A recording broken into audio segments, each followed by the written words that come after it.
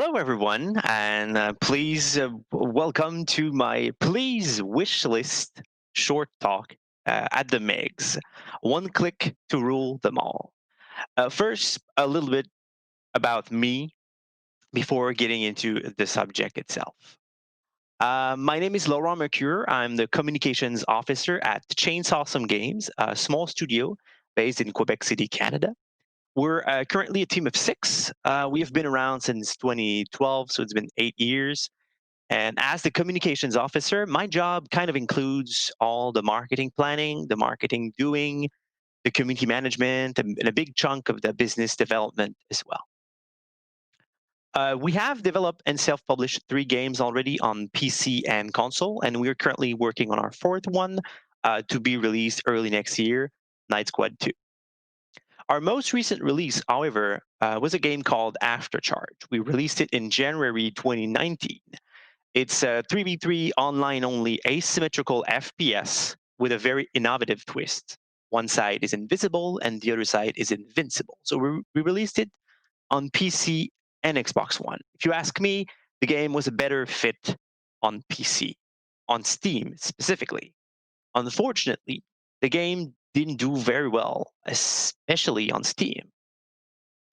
That is a sad reality, but it happens to so many projects. According to data that I've seen, only 4% of the games released on Steam in 2019 actually made more than 200K in revenues.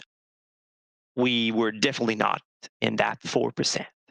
And that data you see on the slide is from actually a public Google Sheet compiling a lot of Steam data. It's really a good place where you want to find revenue numbers from other games that are comparable to yours. I highly recommend that you look at it. I'll drop a link later in the chat. So back to Aftercharge, we did a lot of great things with Aftercharge, but we also made a few big mistakes. I made a few big mistakes. One of the biggest I have ever made was underestimating the power of Steam wish lists. And this is the main reason for this short talk today. It's some sort of a cautionary tale as well. So wish lists on Steam are very, very important. So of all the clicks you want your potential players to be doing, if you do some pre-marketing, you want them to be following you on Twitter, liking you on Facebook, voting your things up on Reddit, liking a YouTube video, even joining your Discord. The wish list click is the most important one because it is a key to the Steam algorithm machine. So back to the basic, what does a wish list do at its core? When a player adds a game to its wish list, it has various effects. The most important one, of course, is that this player will receive an email once your game releases, and every time your game gets on sale, if they didn't purchase it, a little email like this. It's pretty neat.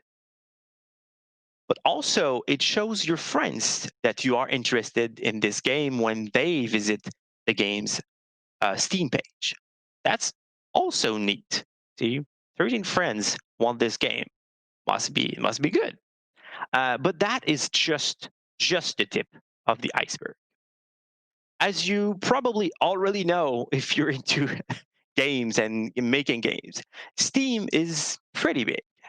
Steam is where millions of people are buying games every minute, and its store sorts everything all the time based on an algorithm.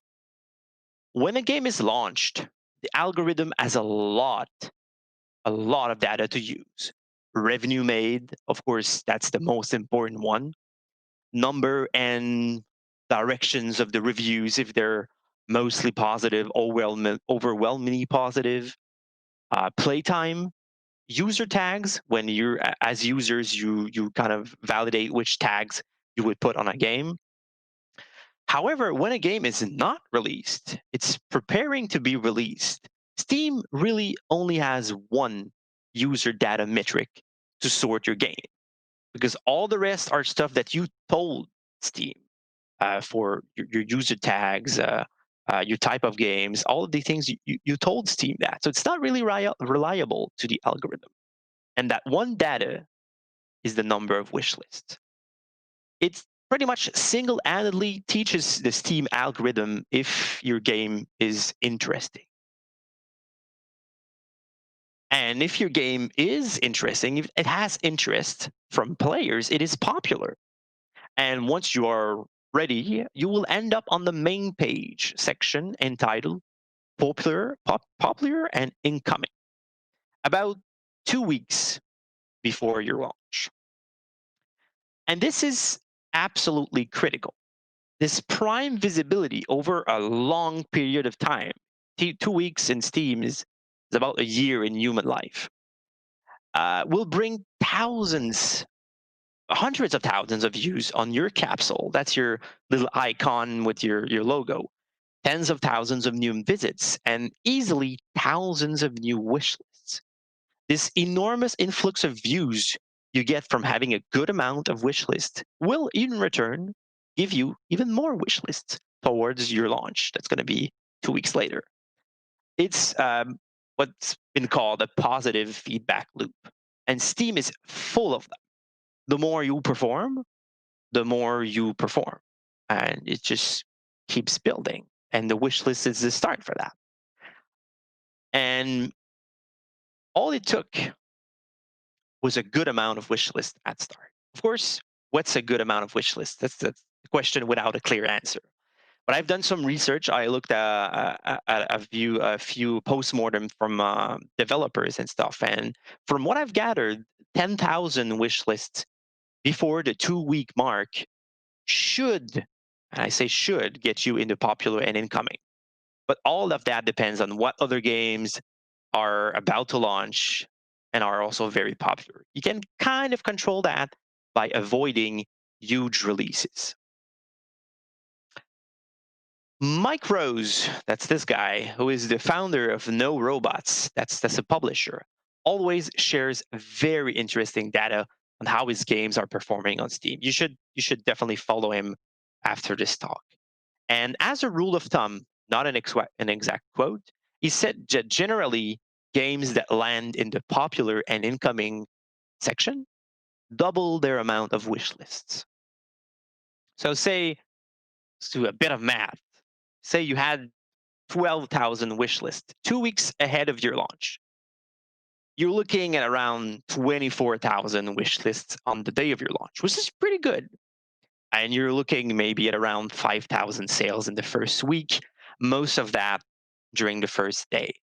That's huge. That sends another signal to the Steam algorithm that your game is not only new, but it's new and trending. That's another main page section, new and trending. You definitely want to be in. In fact, this is the gold mine. It's the default tab. If you end up here and you keep selling, you stay there and you got yourself a success in your hands. Steam power users, influencers, and curators are always looking at that part of the main page to see what could be of interest, what's hot right now on Steam. Tens of thousands of views, thousands of sales, and this is also a positive feedback loop. The more sales you get, the more you stay visible, and the more wish list and sales you keep getting. And all of that, let's go back to the beginning. All of that, all it took was getting enough wish lists.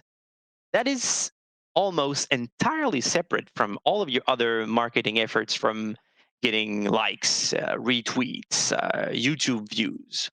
It all lives directly on Steam. It is the natural traffic of 1 trillion impressions a day on that store. That's actually Steam telling us that 1 trillion impressions a day. That's crazy. So all of that is the natural traffic. Let's go back to some numbers because that's very, very interesting to me. We're also going back to micros because that's a formula that he came up with. So I don't want to take the credit on that. It's not perfect, but it's a very interesting ballpark to kind of predict sales, which is a dream for any marketer or business person predicting sales. So experts estimate that 20% of your wish list would convert during your first week. That has gone down a lot in the first years of the wish list feature. It was way higher than that, but now we're going to work with 20%. Your first month will be about 1.5 times that amount, the amount of your first week. And if you play your cards right by updating your game, participating in seasonal sales, your first year should be around 3 times your first month. All of that, just a general idea, because no sales predictions are ever perfect anyway. Let's also take into account the popular and incoming section, because you'll push hard and on wish list and you'll get that 10,000. So that gives us a formula. Let's put numbers in that. Let's put numbers in that. The 10,000. Let's go with that. So say you're aiming for 10,000 wish lists 2 weeks before your launch. That's your objective. That's your marketing KPI. You're aiming for a price of point of $20. So just theoretical scenario. So 10,000 wish lists times 2, that's a popular and incoming effect, times 20%, times 1.5, times 3, times $20. So you can expect, again, not precise, around 360,000 in gross revenues in the first year. Depending on what's your production size, that might seem pretty low or pretty high. You could be a one solo dev, and that's going to be all right. But again, it's just a base to kind of evaluate the value of a wish list. And as you pre-market your game, I know I've been pre-marketing a lot of games, and probably most of you have been as well. You're always wondering if the actions you're taking are worth it, because you don't see any sales numbers. You don't see player count. You see likes on Twitter and Facebook and all of that stuff, but it's really not reliable at all. A lot less than wish lists. So this is the basis I've been using for my operation to see if they've been worth it for a few months now. And thanks to the power of this team algorithm, one wish list for your game. That's also just a ballpark. It's a fun exercise. One wish list for your $20 game is equal, following that previous formula, to $15 made throughout the first year with the Steam cut. It's almost a sale, but it's just a click. All you're asking people are just to click one thing. It's really easier to get people to click something to get them to purchase a game that we can all agree on. So whenever I do some paid influencer marketing, or advertising, I ask myself, is this streamer worth? Say I was aiming for $100 sponsorship. Is this streamer worth $100? Will he or she bring me 8 wish lists?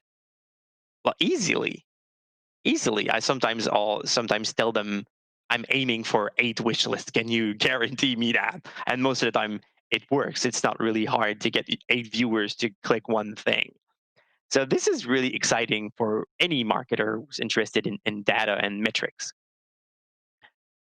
So by now, I hope that you got the sense that it's quite important to gather as many wish lists as possible when you're pre-marketing your game, if you want any chance of a reliable success, if that thing exists. Because I have quite a few years of experience in the field, I'm a bit ashamed of saying that I actually didn't know all much about the importance of wish lists 2 years ago when I was pre-marketing our game After Charge. Let me tell you the story of the biggest mistake. So back to what I was saying. So After Charge was a multiplayer only, online only game. That's already a tough market. If you've seen all of the games that have been released recently from big studios. So you can imagine the pressure was on to build a strong community of players so they'd be ready for the day of the launch. Makes sense. But because of small, that's usual, delays in production, we ended up releasing the game about 1 year later than the very first target launch window we had. That means, for the marketing guy, myself, I was actually pre-marketing Aftercharge for a whole 2 years. So my focus was building the most active player community possible. I was like, that was my KPI. Do I have an active community? Yes. I'm winning. Of course, the way to do that was to run playtests. People fall in love with the game when they play it. Makes sense. So alphas, betas, playtests. So a lot of those, so people could get a taste of the game and join all of our different social media platforms. Most importantly, my focus was on Discord. I put a lot of energy and dedication into Discord, and it did quite well. When we had around 12,000 members on our Discord pre-launch. But here's the mistake, though. To run these playtests, sorry about that.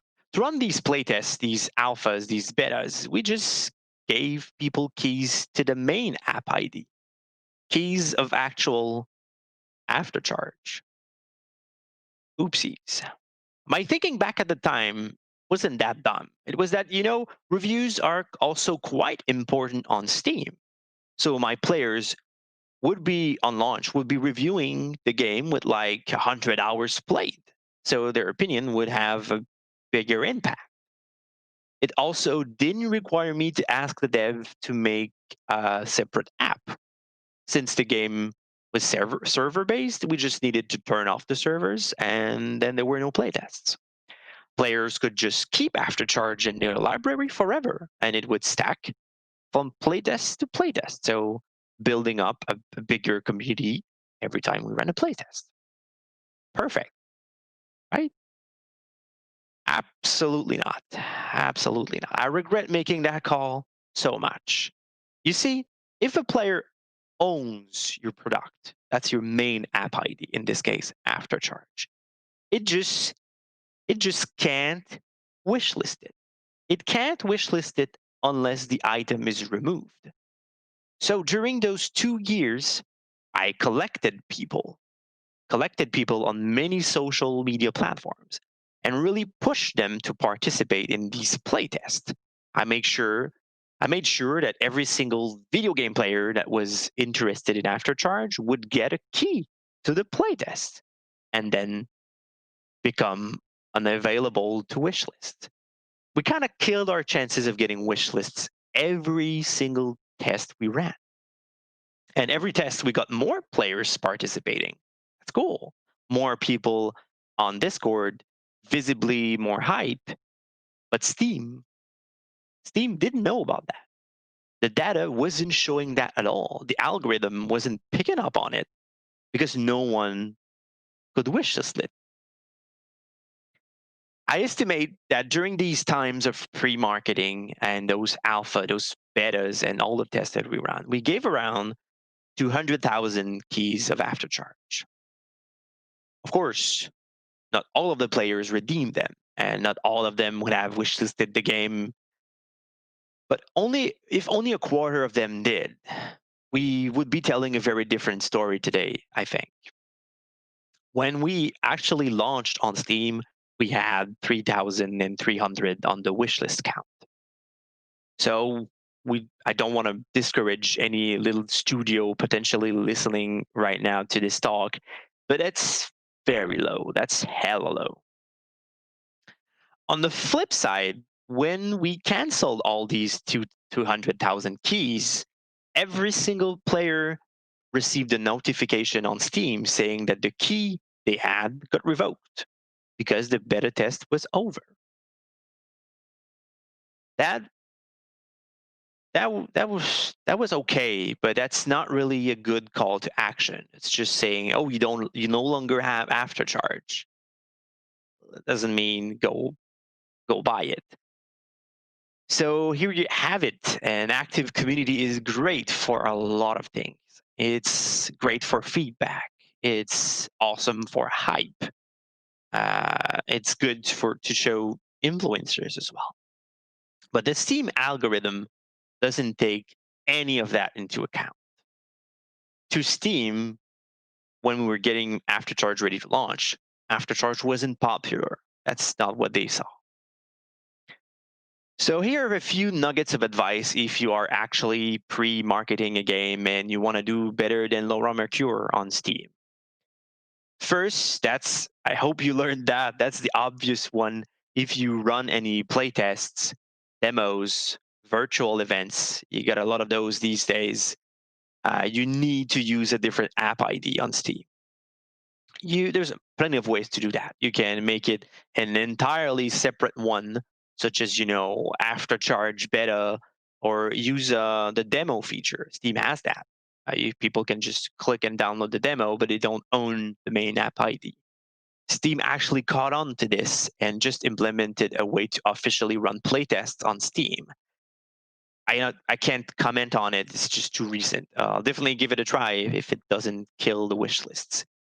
And one example you see on the slides is what Tiny Builds, that's a publisher, what they're doing and what they are really advocating for people to do it are like samplers. They're not actually demos. They're like a short prequel to the actual game. So it's different app ID. It's actually a different game in Steam's eye. So you get another launch before your launch. So pretty neat. Second advice, also very important one. You need to be annoying with the wish lists. This needs this needs to be your call to action number one. Screw the likes on Facebook, the like on Twitter, screw telling your friends.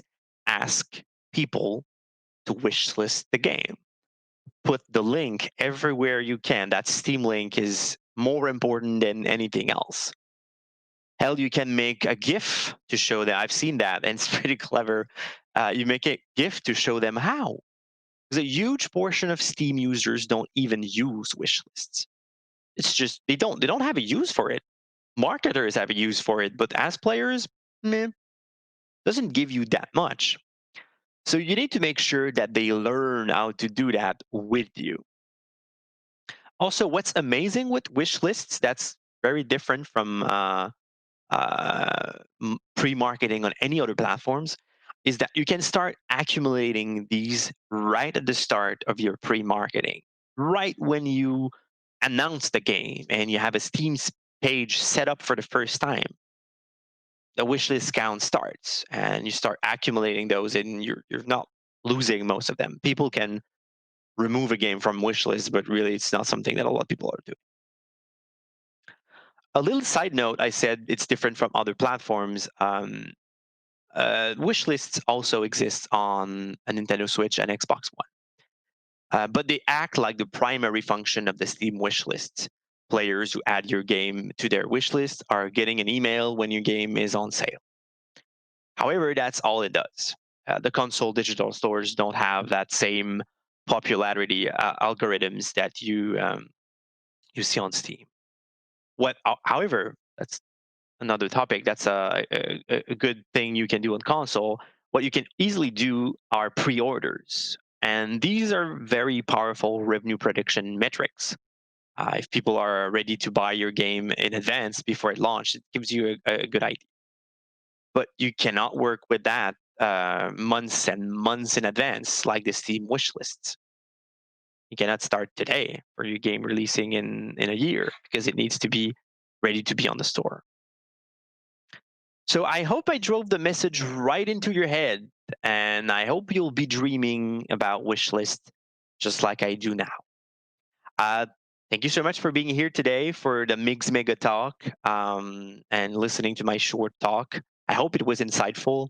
Of course, I would not have learned my lesson right if I didn't say this one last thing. Please, please wishlist Night Squad 2 on Steam. That will help. So no kidding. Thanks again for listening. Um, we're a bit in advance. If you have any questions, you can drop them in the chat before I sign off. If not, if you can think of a question later, please hit me up on Twitter, Laurent Mercure. I would love to chat. I love to chat about game discoverability and community buildings. Thanks a lot for listening to my talk, and please wish lists. Is there any questions in the chat? Anyway, I'll be available all day, every day on Twitter if you have questions.